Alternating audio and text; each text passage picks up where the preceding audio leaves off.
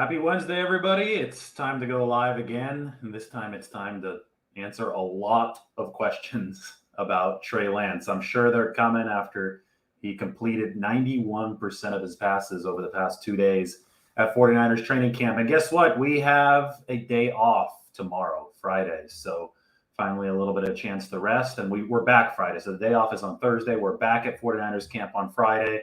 Then we'll be inside Levi Stadium for the Dwight Clark Day practice on Saturday. So that's going to be Trey Lance's first time playing actually on the game day field that he'll be playing on in the future.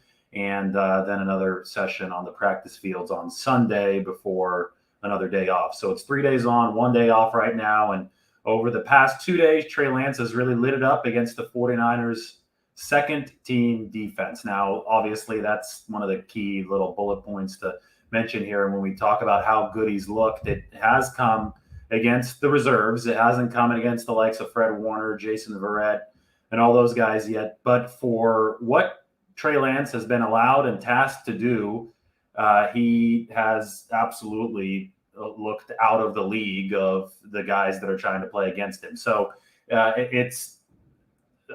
look at this as a steady progression that the 49ers wanted to implement for Trey Lance. And obviously, the beginning of this road was the draft pick way back in April when the 49ers spent all that capital to acquire a player who they saw as potentially transcendent. You don't spend all the capital that the 49ers did to go get somebody average, right? You don't spend all of it to go get Mac Jones.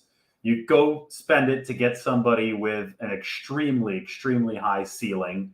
And that was Trey Lance for the 49ers. They saw him in the pro-style offense at North Dakota State. They saw elite physical tools, so the ability to not only pass the ball with a power arm, but also the ability to run the football and do it all within the context of a pro-style offense, which is what the North Dakota State Bison run. So the 49ers saw all that. They made the massive investment and Trey Lance at number 3 overall in late April. So the next step on the journey to get Trey Lance ready to be your 15-year quarterback of the future for the 49ers was to properly acclimate him with the playbook and, just with the surroundings in NFL, within the building itself in Santa Clara. I think, that process started with OTAs, and we saw a little bit of Trey Lance, and he looked slightly tentative. I mean, all the reports were the same. I was on that practice field during OTAs. There was a bit of tentative play from Trey Lance, exactly as the 49ers would have expected back in June. Then he had 40 days off. We saw that he did some work over those 40 days with, some throwing coaches. He did some speed work, some strength work. A lot of it was posted on social media. And it was very important for Kyle Shanahan to see what Trey Lance would do with those 40 days off. And I think now we can say with utmost certainty that he made very good use of those 40 days off, because the Trey Lance that I've seen in 49ers camp so far, this training camp, not OTAs, has not been tentative at all. He looks like he belongs on an NFL field cerebrally, which, you can't say of a lot of rookie quarterbacks this early in their training camp tenures. I mean, the 49ers finished playbook installation last night, so Tuesday night.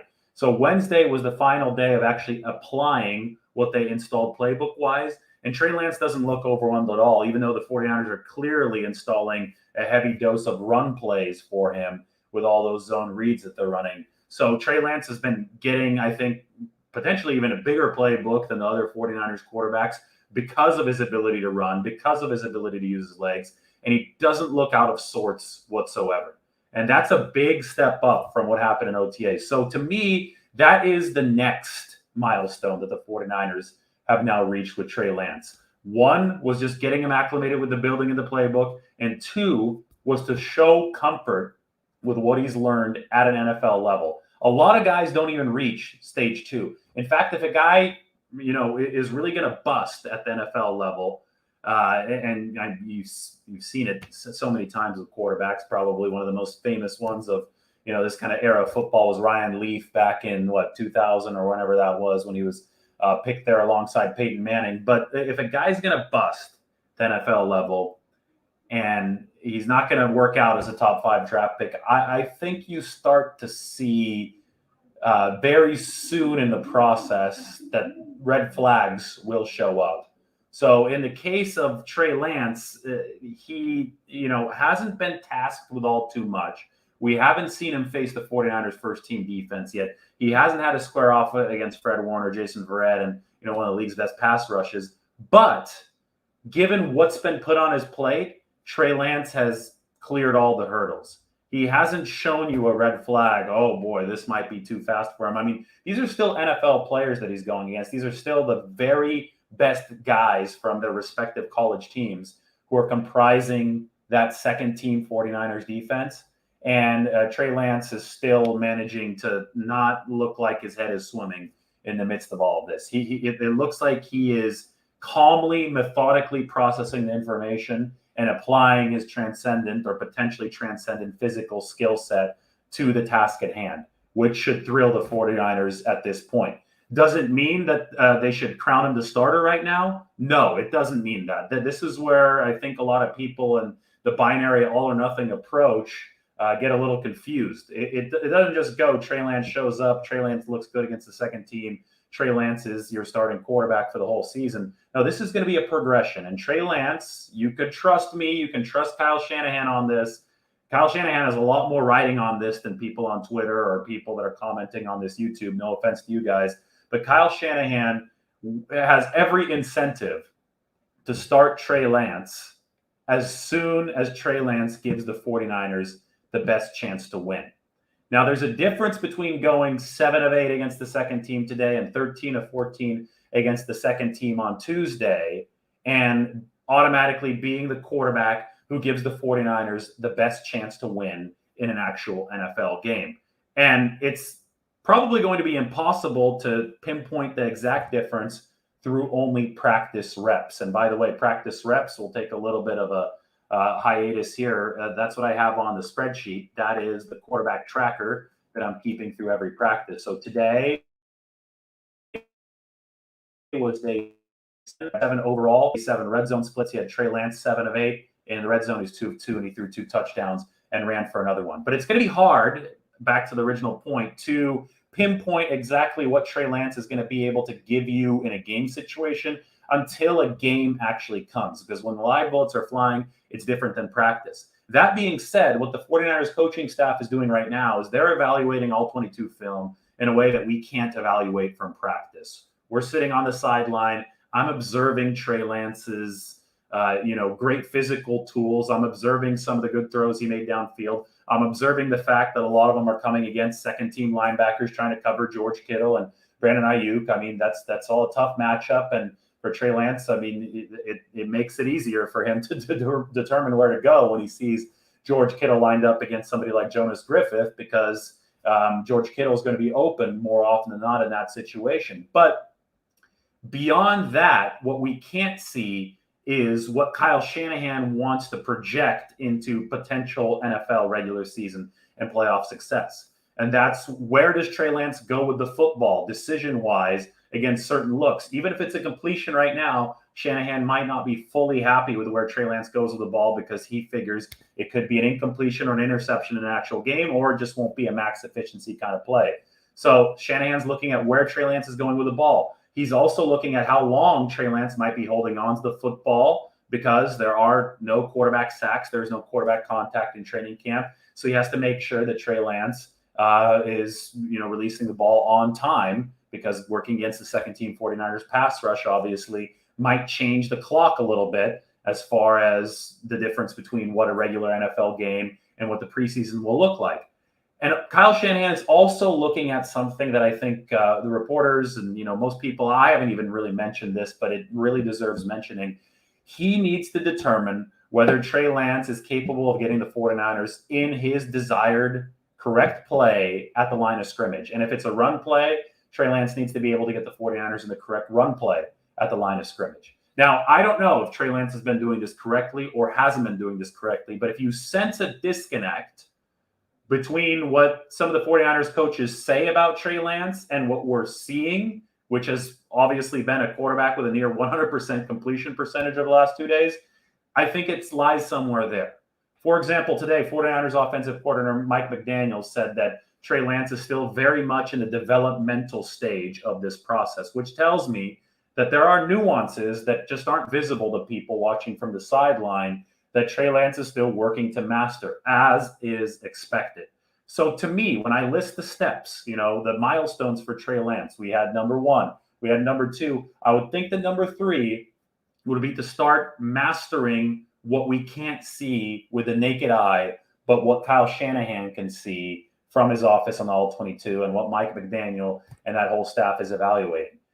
It's going to be hard to gauge this until we see Trey Lance work against, I think, higher caliber defense. Because right now you have George Kittle, Brandon Ayuk, Deebo Samuel working against the 49ers second team unit. So to me, it hasn't even looked fair over the last couple of days. Just way too much speed on the field from Trey Lance and from his targets. I mean, he's doing some crazy stuff physically. Today, there was a play where Lance rolled again to the naked side. So he's rolling toward us on the sideline, away from his throwing arm.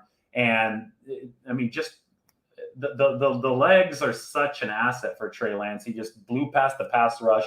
They couldn't catch him. He gets to the sideline. He runs out of space. So he's got about half a yard left. And Trey just, calmly stops on a dime, rotates his hips, and he's not really even facing, I think it was Brandon Ayuk or Deebo Samuel who he threw to on the play, but he just uncorked one.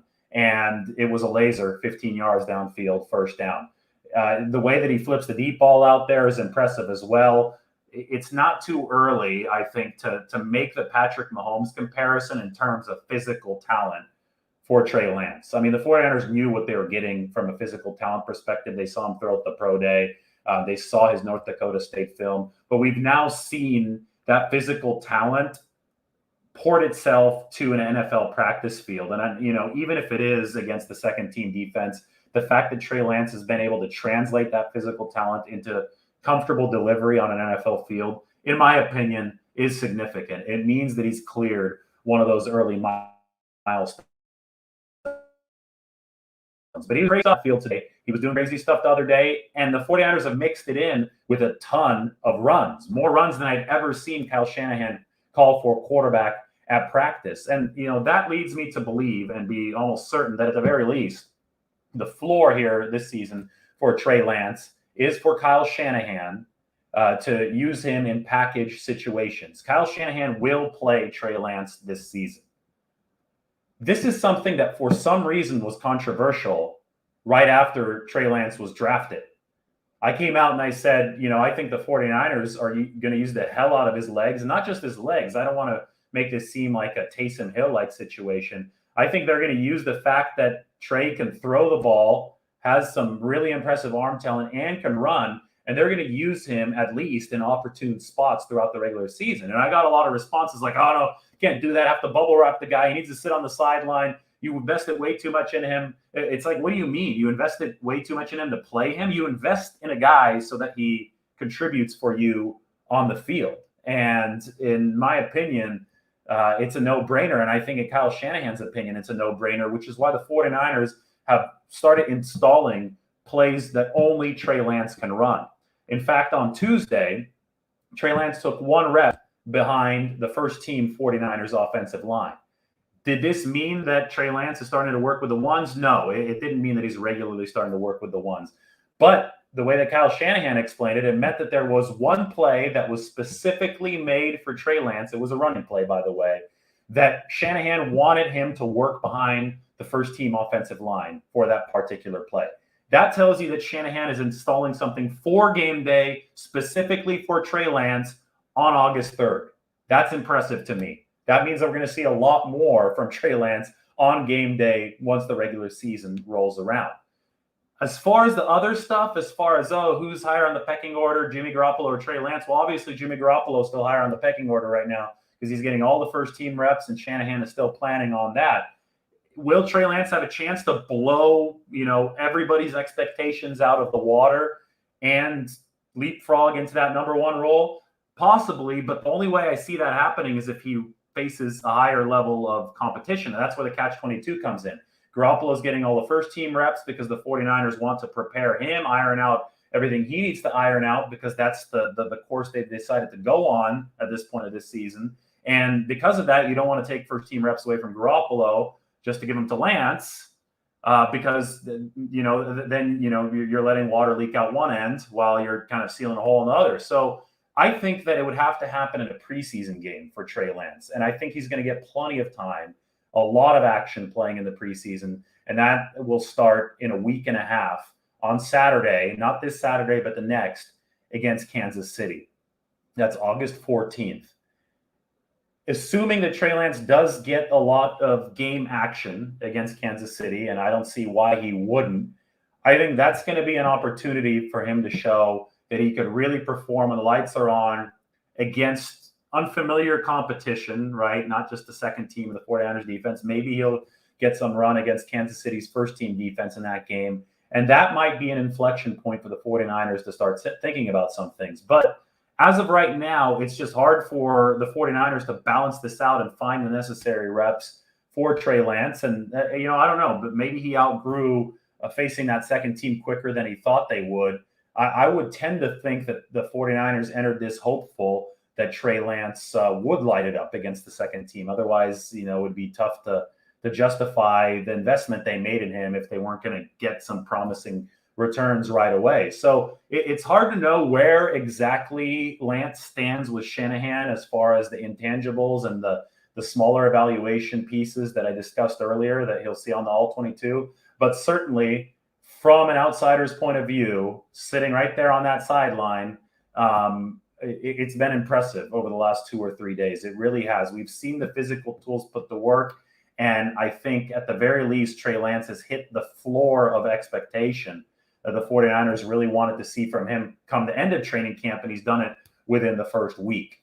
So what's next? We shall see. It's going to be very, very interesting to see how he performs at the very least in that preseason game on August 14th.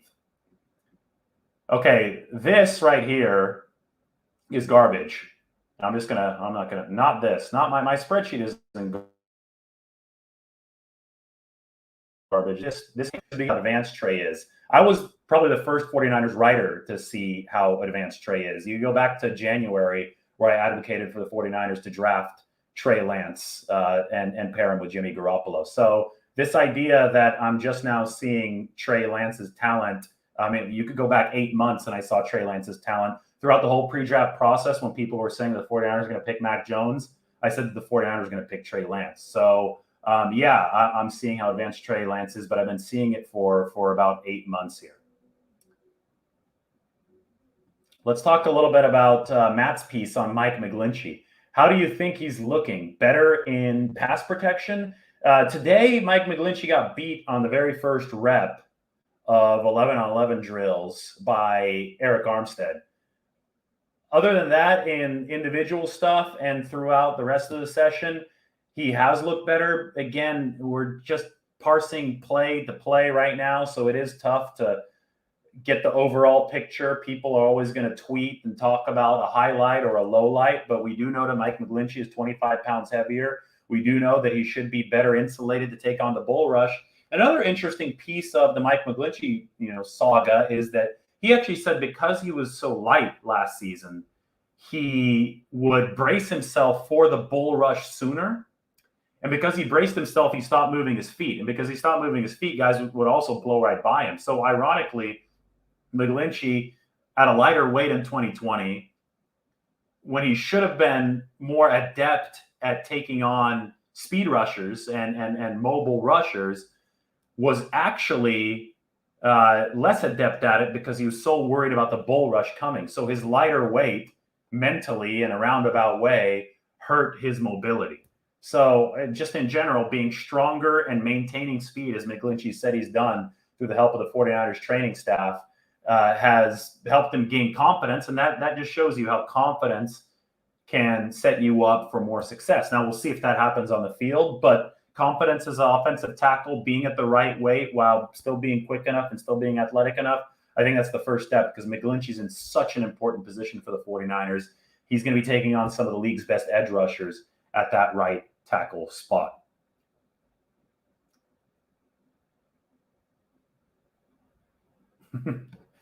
I mean, yeah. If you're going to go there and accuse me of something, then I have the right to talk back. I mean, it's not. It simply wasn't true, and you just go look at the record, with me and Trey Lance, and it's not really in question there. So just setting the record straight. That's kind of how it is. I mean, we're at a sports bar right here. That's what I try to make this YouTube channel. We're at a sports bar. We're gonna talk 49ers. We're gonna call each other out if we say something that isn't true, and we're gonna do our best to keep things factual here. This is the question. Is there any chance that Trey Lance starts week 1? I mean, there's always been a chance, right? There's always been Shanahan has always qualified what he said about Jimmy Garoppolo. He's always said, well, I expect this to happen. I expect that to happen.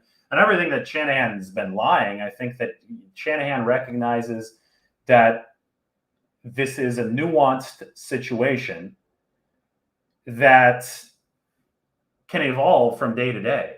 Right? Because you're coming in with a very high upside rookie in Trey Lance, who you haven't seen play since the 2019 season. Because, come on, there was only one game in 2020, and Trey Lance was rusty.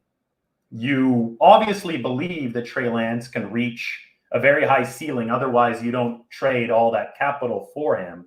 But there's no way, as the 49ers were concerned, that you can be sure that Trey Lance is going to reach his ceiling immediately. And there's no way to be sure of just how quickly he's going to progress. So you just judge this based on, comparisons that you would like Trey Lance to reach. Patrick Mahomes has been the obvious one because of the arm talent and the ability to move, and the fact that he sat a season in Kansas City behind Alex Smith. Shanahan even cited that as a guide for how the 49ers might try to develop Trey. Now, of course, he's left himself with some wiggle room to the point where, oh my God, if Trey Lance comes in and blows everybody away to the extent that he proves beyond any doubt that he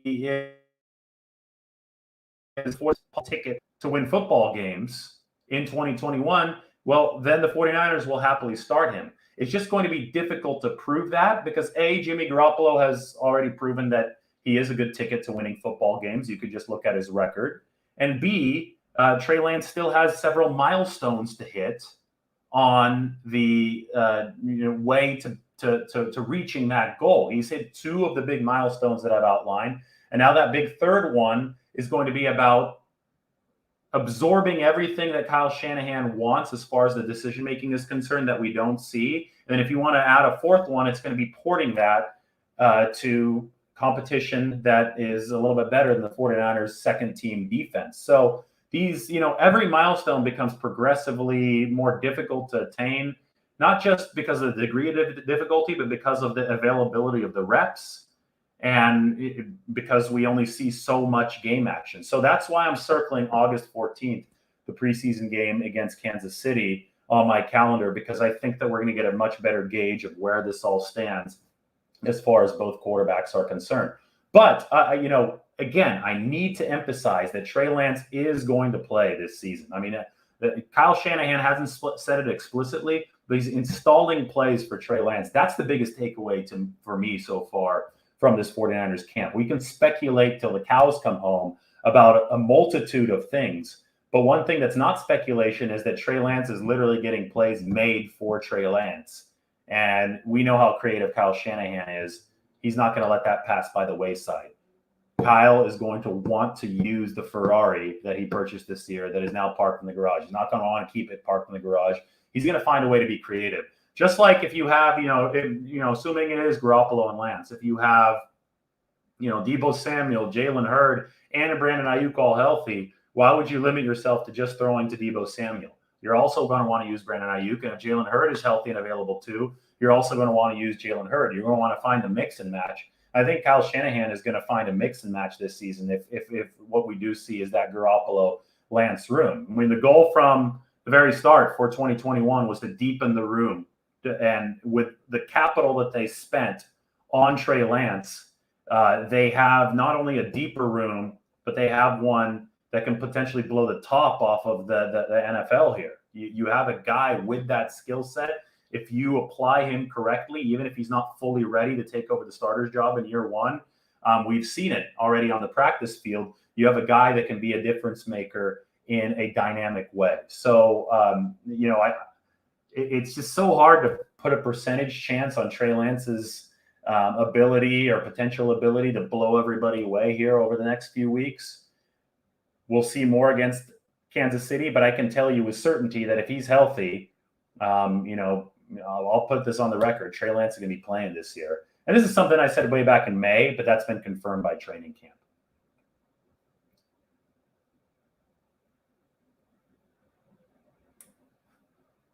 Who impressed me on defense today? That's a good question. Tavon Wilson, the safety.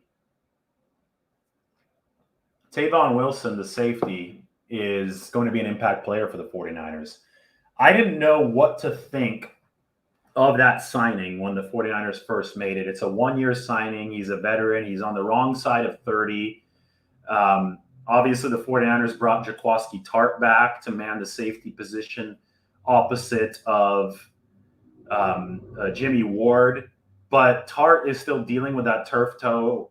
His return timetable seems indefinite right now. They didn't put him on the PUP list, but we haven't seen any sign of Jaquiski, and it's not a good sign that the turf toe has at least lingered for about a year now. That thing came along in the back half of the 2020 season, so I would say 3/4 of a year, and now it's still an issue in August. So they signed Wilson.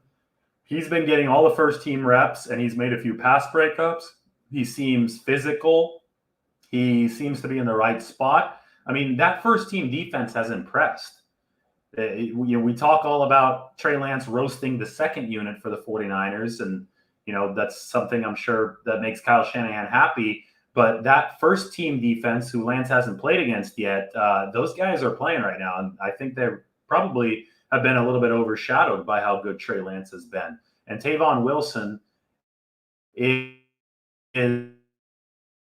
really impressed me, not only on day 7, but has impressed me throughout all of these OTAs. When I try to evaluate safety play, it's about being in the right spot. When the pads come on, it's about being physical. And I think that Tavon Wilson has accomplished that for the 49ers. Now, I don't know where this goes. I don't know when Jaquiski Tartt comes back. They're certainly paying Tartt as if he's going to be the starter. All of Tartt's money is guaranteed, about $1 million, whereas Wilson definitely doesn't have that level of guaranteed money. So when the 49ers were drawing up the blueprint for this team in the offseason, I think they penciled Jaquiski Tartt in to be the starter opposite of Jimmy Ward, but we just don't know as his availability goes, because of that turf toe. So I would say Wilson. Warner's obviously stood out for the 49ers at the linebacker position. Warner just looks like a bona fide superstar now. Along the defensive line, you have to say that Dee Ford has stood out. And I can't believe I'm speaking these words right now. I mean, back in February or March, we reported that Dee Ford was gunning to come back for the 49ers. A lot of people didn't believe us. I didn't even believe my own report in that situation, just because, I knew he was gunning to come back, but it was just tough to see Dee Ford out there, especially this early. This is something I would have never bet on, right? It's August 4th right now, and Dee Ford is out there and he's running Trey Lance down to the sideline. He's showing real speed. First day of camp, I thought Dee Ford looked a little tentative, but I was just, pleasantly surprised that he was out there. I thought that was a huge step in the right direction. Anything that you can get beyond that from Dee Ford would be house money. Well, day after day passed. Dee Ford's been involved in essentially all of them, and now he's in team drills before Nick Bosa even, and he's out there and he's looking good. So he drew a holding flag the other day. He might have had a sack the other day, if sacks actually were a thing in training camp. And on that one play, he was able to run Trey Lance down out of bounds toward the sideline. It reminded me of a play where Dee Ford ran Kyler Murray down. It ended up being, I think, a horse collar or something, but it was super impressive against Arizona in 2019. Shows you just how fast Dee Ford is. So I think he's a guy that stood out. And Samson Ebicom, who is dealing with a couple minor health issues, he was out of practice today. He's looked good as well. I mean, that he's learned how to bend around the edge. You could tell that he's been talking to Dee a lot. I mean, it's funny because Samson is trying to model himself after Dee Ford, except for the durability part. I mean, Samson has not missed a single game in his NFL career yet. But as far as body type goes, both of those guys are 245 to 250. Both are going to be asked to put their hand down in the dirt and rush from that edge for the 49ers, and they're going to be speed edge rushers. They're going to have to bend. They're going to get off the football, get off the snap. They're going to have to bend around much bigger tackles. And there was a rep for Samson Ebicom the other day before he left with whatever is afflicting him right now, where he bent so low. He looked like an Olympic speed skater bending under Mike McGlinchey to notch a quarterback pressure. So I've been really impressed with him. I've been impressed with Ford just because of the fact that he's out there. And I've been impressed with Tavon Wilson on that defense. And, I don't have to mention Fred Warner's name again, but I will. Fred Warner just looks the part of a $95 million linebacker. That's why we've already seen a couple interceptions from Fred Warner. So he's good. Yeah, you might see some of Trey Lance behind the first string offensive line when Shanahan is installing run plays like he did the other day. It's more important, from an evaluation perspective, in my opinion now, though, to see Lance play against some of the guys that I just mentioned. Fred Warner, Tavon Wilson, Ebicom, Dee Ford. Dee Ford's been rotating, so I guess Dee Ford has been playing against the second team. But to me, it's extremely important for the 49ers in an evaluation perspective to see Trey Lance play against better competition. Now, that doesn't mean that they'll necessarily do that at practice, because, again, if they're still planning to roll, full steam ahead with Jimmy Garoppolo and a Trey Lance package, well, they don't want to take the first team reps away from Jimmy Garoppolo. So that's what the preseason games would be for. I think this season, preseason games might be much more valuable than they normally are to the 49ers coaching staff. And I'm not, trying to discount the importance of preseason. I think the staff does use it to evaluate more back of the roster players. But as far as front of the roster players, Trey Lance, that kind of stuff, this season's preseason games might be important. That's for interesting me to see how the 49ers manage to up the level of competition that Trey Lance faces. And I think the most likely path, it starts on August 14th in that preseason game against Kansas City. This is funny. I actually had to do a double take too when I first saw Dee Ford out on that practice field. And then yesterday I had to do a double take when Jalen Hurd lined up in team drills way sooner than anybody expected. I mean, here I was thinking the 49ers were going to slow play him into the first month of the season, and they still might. But I thought part of that slow play was going to be Jalen Hurd just kind of sitting out, taking a bunch of scheduled days off. But he's been in the team drills for the past couple of days. Now, granted, the 49ers have intentionally not run plays in his direction. They're just trying to get him up to speed. He's been on the backside of some of these plays. But I think it's only a matter of time before we see a play come in Jalen Hurd's direction. And maybe before the time of that first preseason game, he'll have to administer some contact, just like he did against Dallas a couple years ago. So, that's a big surprise. I think that the fact that Jalen Hurd and Dee Ford have both been in team drills this early in camp, arrow up for the 49ers. We'll see how they keep on doing. Yeah, and Ramon, I didn't mean to pick on you earlier, but I just had to set the record straight. You do contribute a lot to these YouTube lives. You got some good stuff on there. But if anybody ever says that I didn't recognize Trey Lance's talent until now, I mean, just look at what I've written for a few months. As far as Hurd goes, yeah, you could wrap him in bubble wrap, but then he's probably not going to be ready for the first hit that he's going to have to take this regular season. So it's a fine balance that the 49ers are playing with Nick Bosa, with Dee Ford, with Jalen Hurd, right? It's a fine balance of getting them enough training camp activity versus making sure they don't get hurt, but you need enough activity so they don't get hurt when the live bullets start flying. How do I see the wide receiver depth chart right now? That's a good question. So why don't we take a look? Here we go. I'm going to make this big, okay? That way you can all actually read this. So you asked about wide receiver. So I'm going to zoom in on wide receiver right up here. Can you guys see that? I hope so. Receivers right here. This is how I see the depth chart. I highlighted it. I see Ayuk. I see Samuel. Right now, I see Sanu at the top, but I see Sherfield potentially making that move to the third receiver spot. Although I do think that Kyle Shanahan wants a little bit more height, a little bit more size at that third receiver spot. So Sanu's look good. Sherfield right there. Right now, I have Hurd making the team because he has surprised me and he is out in team drills. So I think that is on the track to working out if he stays healthy. And to me, Richie James, because this team does have a lack of proven punt return options, I think special teams really does earn him a ticket. Now, these are the outside looking in guys right now. We haven't seen Jawan Jennings yet this camp because he's been on the COVID list. But the rest of these guys, I just don't see cracking a 53-man roster if the 49ers carry 6 receivers. So some shuffle could still happen with James and with Jennings and Jalen Hurd, and then obviously you have Richie James and that question mark. And some people didn't predict Mohamed Sanu would make the team, but it looks like he's gotten off to a hot start in training camp. So there's still a long way to go. There still might be a spot that swaps out here. We obviously also might see an injury or two, and that will make the 49ers decision different or potentially even easier. But for the most part, these are my 6 right now, and I'm waiting to see what Jawan Jennings does. I do love Austin Watkins Jr. and his strength. That's Sammy Watkins' younger cousin. I think he's a good projection for the practice squad for the 49ers.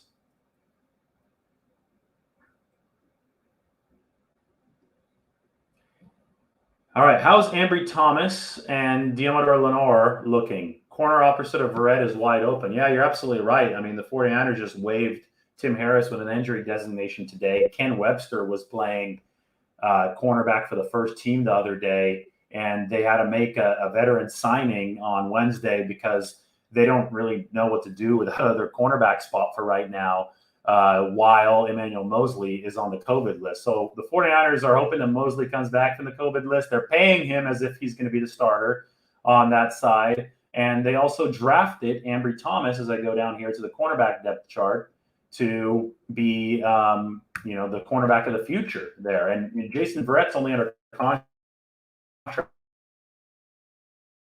So the 49ers need answers in the defensive backfield, and they need them quickly. And that's why they drafted Ambry Thomas and Diamador Lenore, because they hope that these two guys can eventually plug in for one of the 2 cornerback spots. And in Lenore's case, maybe for K'Wan Williams, who's also only under a year-long contract at the nickel back position. So to answer your question, I think Thomas and Lenore have looked decent so far. I don't think, for example, that they've been the players at fault during the 49ers massive defensive allowances for the second team against Trey Lance.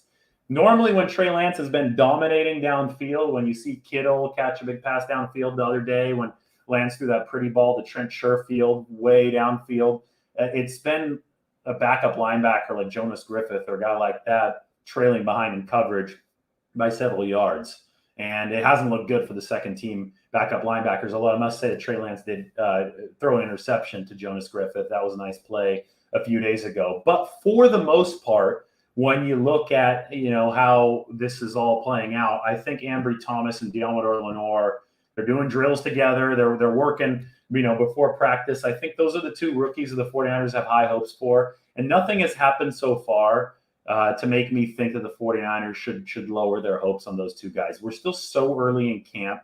The pads have just come on. These guys, their head's swimming. Not everybody's going to be like Trey Lance and step in and dominate the second team right away. I mean, these guys were picked a little bit later on, and I think the 49ers are really hoping that Ambry Thomas does ultimately grab that second cornerback spot, or that Lenore does grab one of those spots so they can move forward with that secondary. The reason they re-signed Emmanuel Moseley is because they felt that at least gave him a safe floor. The problem is he hasn't been out on the field. And without Moseley there, it makes you really queasy about the 49ers cornerback depth. I think it gets better when he comes back and when Lenore and Thomas have a little bit more experience under their belts. But the last thing the 49ers want this season is a repeat of the Miami game last year when Brian Allen had to come off the practice squad and got absolutely roasted.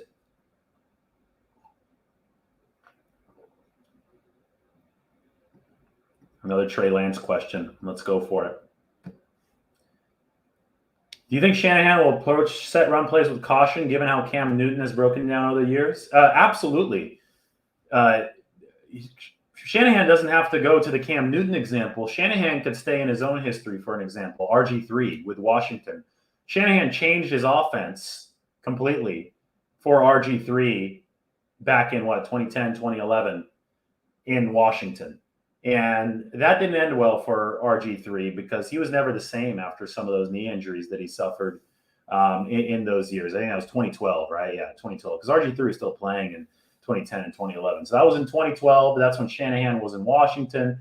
Obviously, he was running to the ground there. I still remember when he was trying to play through that bum knee or whatever it was in that playoff game against Seattle. It was a cautionary tale of a quarterback, a running quarterback, just not being able to overcome some of the wear and tear that comes with executing that portion of the game. And, you bring up Cam Newton. That's another cautionary tale. As big and strong and physical as Cam Newton was, and I mean, this was a guy that was just built. I mean, you look at Cam Newton, and whenever you stand next to him, some of these guys, they're all big. It's the NFL, right? But some guys just seem like statues in a good way. I'm not saying that he was an immobile statue, but they're built like statues. And Cam Newton was one of them. You see him on TV, and you're like, okay, he's big. And you see him in person, it was a whole different thing. It just blew you away.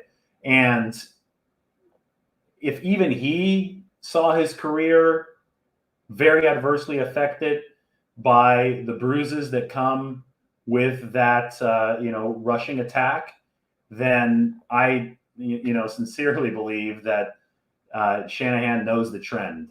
Shanahan knows what he has to do to protect Trey Lance.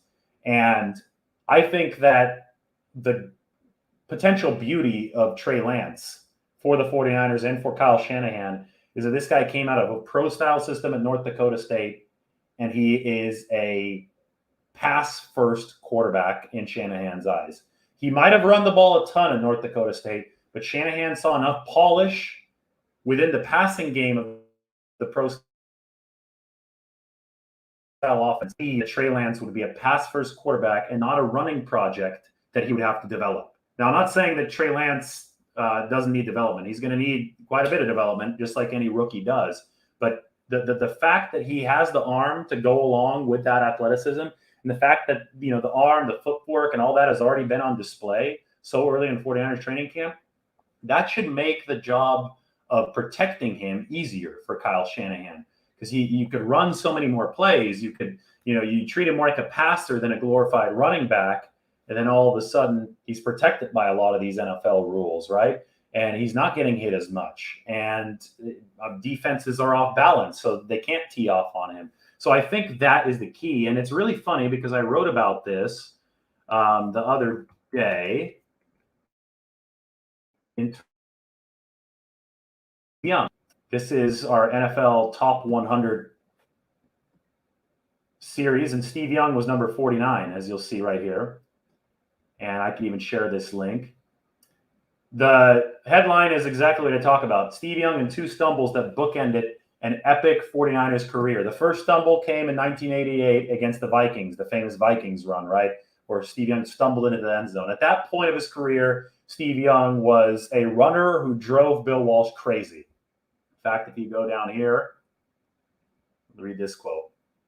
Hopefully you can read it. I can zoom in a little bit if you need me to.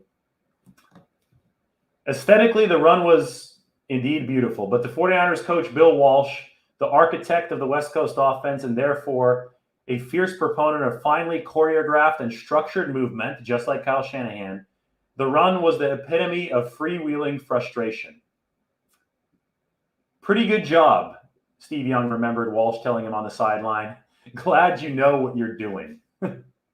Classic Bill Walsh, deadpan. And I never knew what Bill Walsh was like as the coach of the 49ers, but I've heard from Steve Young. I've heard from so many players about what Bill Walsh was like. And I can tell you this much. I'm sure now that Bill wasn't kidding, that he was frustrated even after Steve Young went on that crazy 49-yard run against the Minnesota Vikings. He was very particular, Bill Walsh was, about where everybody had to be on the field, and he demanded that his quarterbacks knew where they were on the field, that they weren't freewheeling, that they were all part of this organized effort, this precise, choreographed West Coast offense.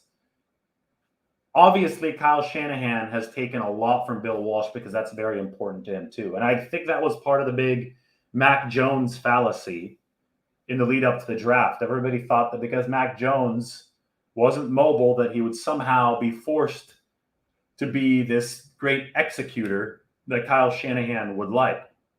What a lot of people missed is that Trey Lance's track record at North Dakota State, because of all of that pro-style experience and because of some of the decisions that he made with the football that Kyle Shanahan studied in the pre-draft process, Trey Lance was actually the best potential executor for Kyle Shanahan's offense. But the common thread between these two things is that Shanahan wants an executor. And when you look at what Bill Walsh wanted out of Steve Young, he also wanted an executor, even if he could run. So Young started his career as a great runner. I talked about the two stumbles. The first was the stumble against the Vikings, and the second was the stumble against the Packers. I got to scroll up to this one right here. Steve Young stumbled against the Packers in the January 1999 NFC wildcard game. Now, this was 10 years after that run against the Vikings. By this point, Steve Young was the highest rated passer in NFL history. He had figured it out, just like the 49ers want Trey Lance to fully figure this out. He was able to destroy teams from the pocket by carving them up with breathtaking efficiency, while he was also an excellent runner. But he only ran when he absolutely needed to. He didn't run just for the hell of it like he did earlier in his career against the Vikings. That's where Kyle Shanahan wants to take Trey Lance, plus all the read options that he'll call himself, obviously. But he wants that perfect combination of both that starts with excellence from the pocket. So Steve Young, late in his career, the second stumble was when he tripped over his center's foot on the way back. That was Chris Dahlman. And, this was remarkable to me when I talked to Chris Dahlman about this. People don't think about that, but Young stumbled, and he straightened up, and he fired downfield, and he hit T.O. for the touchdown to beat the Packers, right? I'm sure a lot of you were jumping up and down in your living rooms, going crazy. Maybe you were a candlestick for that game. I never appreciated just how difficult it must have been for Steve Young to persevere through that stumble. And this is what Chris Dahlman said. Think of the athleticism he showed to stay upright even after 300 pounds fell on his foot. Because of the mistiming at the snap, all of Chris Dahlman's 300-pound weight stumbled into Steve Young's foot. He stepped on his foot. And in that moment, with 7 seconds left, the 49ers didn't have any timeouts. The last thing that Steve Young could do was fall, because then Reggie White would just come around the edge, touch him to complete the sack, and the game would be over, and the 49ers would have lost the Packers for the fourth straight time. But Steve Young, and what I thought was a beautiful parallel, took the athleticism that he had his whole career, really, the runner's athleticism, and he used it even when he was the NFL's greatest pocket passer as far as efficiency goes. He used it to stay upright on the final great play of his career. I mean, how cool was that? It just brought everything full circle for Steve Young. So that's what I talked about in this big Steve Young piece. Oh, by the way, great picture. There you go. Bill Walsh, Steve Young, and Joe Montana. And that's what I talked about in the Steve Young piece about his evolution as a pocket passer. And I think it came out at exactly the right time, because Trey Lance is entering that evolution as a pocket passer. And hey, based on what we've seen through the first couple days of practice, he might be way further along than Steve Young was earlier in his career. So I am sharing this link in the comment section. Be sure to check it out. I think the Athletics only like $2.50 per month right now, so can't go wrong with it. Is it true that Trey is already drawing defenders off sides with hard counts? He's 21 and 22, and he's already doing that? Yeah, there was a hard count, I believe, today. The 49ers offense had to install some hard counts after the first day of pads, or a couple days before that. I forgot exactly when, but the defensive line was just kicking their ass. Not a very auspicious start for the 49ers offensive line in that regard. So they started changing the cadence up. They started throwing some hard counts in. by default to get the defensive line to jump off sides. And it actually has worked a couple of times. I wouldn't read too far into it, though, because nothing, I remember one, but nothing really stands out to me as being too crazy so far.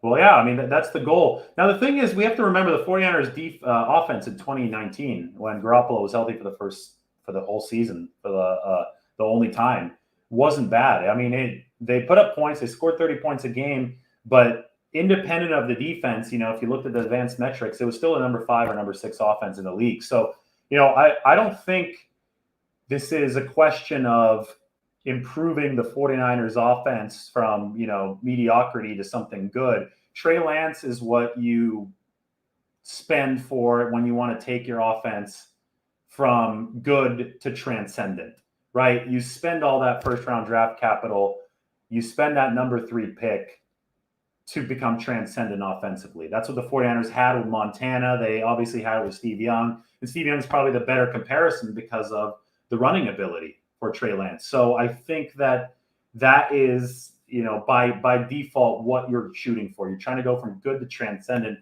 We should never dismiss the efficiency of that 2019 49ers offense. It wasn't a bad offense. Again, top 5 or 6 in the league efficiency-wise. So they're trying to take it to that next level.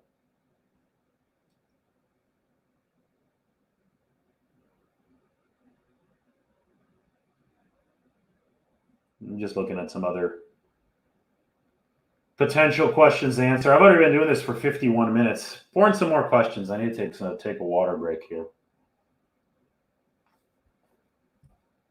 I'm not really sure why Kinlaw removed himself today. We're going to have to get an update. This is a question right here. He did remove himself on Wednesday from the defensive line drill, but we didn't talk to Shanahan, so we were not going to get an update on that until Friday.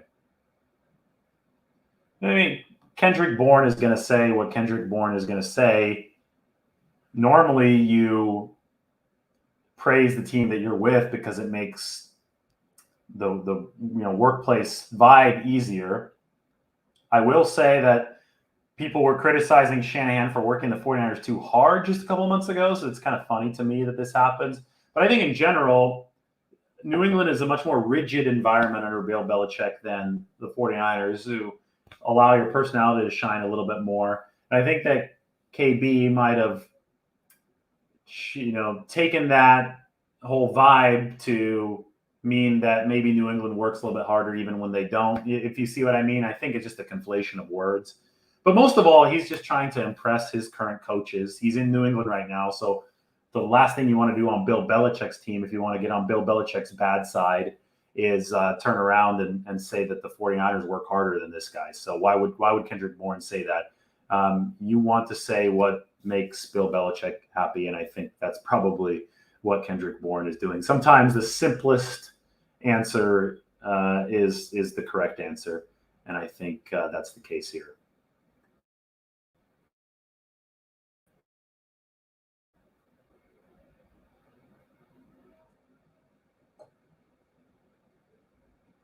This is an interesting question to me, and this is the last one I'm going to take before I talk a little bit more about Trey Lance to wrap up the show. In 2017, Kyle Shanahan only took 2 quarterbacks on the 49ers roster. And to me, it's not really worth that much to take more than 2 quarterbacks on the 53-man roster, because the way I look at it is, if you're down to your 3rd quarterback in any given week, you're likely screwed anyway. So you might as well just go to the emergency guy at that time. And I guess maybe not. I guess maybe 2 guys get hurt, and you have that 3rd guy is able to pull you across the finish line in a way that an emergency QB didn't. But for the most part, I mean, it's just such a rare occurrence that is it really worth the trade-off of, waiving or cutting a guy that would otherwise make the 53-man roster if you only carried those 2 quarterbacks? Is it worth the trade-off of carrying that 3rd quarterback? Kyle Shanahan didn't think so in 2017. He explicitly said back in 2017 that he wanted the roster spot for other players that aren't at the quarterback position. But since then, Kyle Shanahan has changed his tune. He wanted to keep C.J. Beathard around every year, so that was his third quarterback, even after Nick Mullins showed up. And obviously, when you had Garoppolo and Mullins, those were going to be the other two. Will the dynamic change this year now that the 49ers are in a situation where Mullins is gone and Jimmy Garoppolo and C.J. Beathard is gone, with Jimmy Garoppolo and Trey Lance being your top two guys? Maybe. But also, maybe Kyle Shanahan feels that there are a number of reasons to keep the position more insulated with three players, including the potential danger of the COVID list. So that way you keep a guy who knows the playbook in the building instead of having to sign a guy off the street in case both Jimmy Garoppolo and Trey Lance are available in 1 week. So I think Kyle will consider it because he's done it in the past, but I don't think it's going to win out. I think the 49ers take three quarterbacks. Yeah, this is funny. I mean, the Lions and their coach with Dan Campbell, they're talking a lot of smack, aren't they? Are they talking about biting people's kneecaps off, or are they talking about beating people's kneecaps off? Either way, the 49ers should watch their knees in week 1 against Detroit, where they will be heavily favored. I think they already are heavily favored. I think you could already bet on it in Vegas. I mean, yeah, to me, this is a great question, Ramon. I think that Trey, in the pre-draft process, my comp for Trey Lance was Josh Allen. And it was interesting because Kyle Shanahan loves, we should say that in the present tense, Josh Allen's skill set. And he saw it up close and in person after the Bills went there and wiped the floor with the 49ers in Arizona back in November. I mean, big frame, powerful arm, and the ability to move. I mean, all three of those things packaged into one. That's Josh Allen. Also, small school, not a whole lot of college experience, slight issues with accuracy in college. All of that stuff, kind of parallels Josh Allen's path, who, by the way, is from near my hometown in the 559 area code. So I always, started this with Josh Allen being the comparison for Trey Lance. But especially after I've seen him play more now in person, and I saw a little bit of this on film too, there is some Mahomes in it. Mahomes has the flick of the wrist. He has the ability to really rifle passes without doing much with his arm, which is awesome. He's a little bit more, got a little bit more of that freewheeling, that, oh my God, this can hit me at any time spirit from Patrick Mahomes. It obviously hit the 49ers on that 3rd and 15 in the Super Bowl. For lack of better words, Mahomes, I think, is a little bit more of an exciting player than Josh Allen. And I think Josh Allen's a tremendously exciting player, but I think that he's just so big, so efficient with the way that he uses that muscle and moves around that Josh Allen can almost bore you while dominating you. I thought that happened a little bit in that Monday night game against the 49ers back in November. In fact, I thought that Josh Allen made it look so easy because of his physical skill set that, obviously impressed, but it wasn't as impressive as some of the crazy stuff that Patrick Mahomes does. With that being said, I've seen Trey Lance already do a couple crazy things. I saw some of them on film in North Dakota State, but in 49ers practice, I see him rolling to the near side. I see him, without setting, able to turn, contort his body and throw with a ton of torque, downfield. I see the power arm on play action, and the power arm on play action for Trey Lance looks like exactly like what you'd want, out of a standard quarterback instruction film. So he's able to go from standard quarterback instructional film, power arm on the play action, to off schedule impressive stuff. And the throw to Trent Sherfield the other day was off the back foot for Trey Lance, was not an elongated arm motion. It wasn't quite a flick, but it wasn't all too elongated, and that spiral led Trent Sherfield perfectly downfield. So that was a wow type play in the Mahomes mold, but he also has that power arm type plays in the Josh Allen mode. Now, I'm not saying that he has the wow factor of Mahomes and the power arm of Josh Allen, but I am saying that Trey Lance has the potential combination of those two things. And if you're asking me for a player comp, those two guys, I think, so far, based on what we've seen, those are the comps for Trey Lance's ceiling. Now, I know I have a lot more viewers at this point of the show than I did at the start of it, and I talked a lot at the start of it about Trey Lance and what his ceiling might be and how he's going to fit in, so make sure to rewatch the start of it. I want to say for the record, I'm not saying that Trey Lance is, some kind of combination right now of Josh Allen and Patrick Mahomes.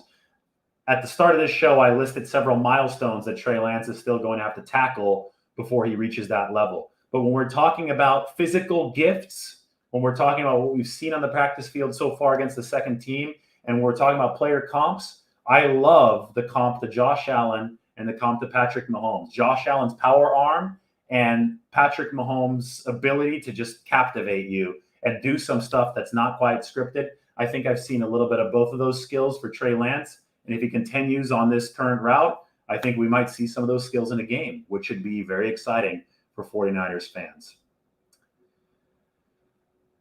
All right. Well, I think that's a good way to finish, right? We've done an hour of this. I can't go on forever. I'm going to go eat a burrito tonight. So I'm going to meet my friend here in a little bit.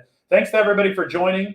Thanks to Ramon for handling me like a good sport. Ramon, you took some of my wrath of people on Twitter. Some of these people on Twitter that they start to say that I don't like Trey Lance. It just doesn't make any sense because I've liked Trey Lance since January. I mean, next time I'll share the article. I said the 49ers should pick him in January. So you guys know me. I've loved Trey Lance the whole time. And I also think that Jimmy Garoppolo's brought the 49ers way more positive play than he gets credit for. So I think that you can have a good problem like the 49ers do to have two quarterbacks who they can win with on this roster. And again, we have to see what the next step and when Trey Lance will reach that next milestone, which is why the 49ers have such great option power with Jimmy Garoppolo currently on the roster. It is not a problem to have two good quarterbacks, and certainly not a problem when your number 3 overall draft pick comes in, starts lighting it up against the second team.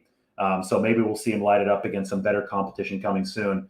For the record, I think that's probably going to happen on August 14th in the preseason game against Kansas City. All right, everybody, I'm going to go get myself a good carne asada or chicken super burrito from Taqueria Cancun. What do you guys think? Chicken or carne asada? If I close this before you have a chance to answer, comment on YouTube, and we'll do it then. Also, check out the articles on Athletic. I'll post that Steve Young one, pin it up on the top. I think we're only at like $250 a month right now. So we'll figure it out in a bit. Thanks, guys, and have a good Wednesday evening. Take care.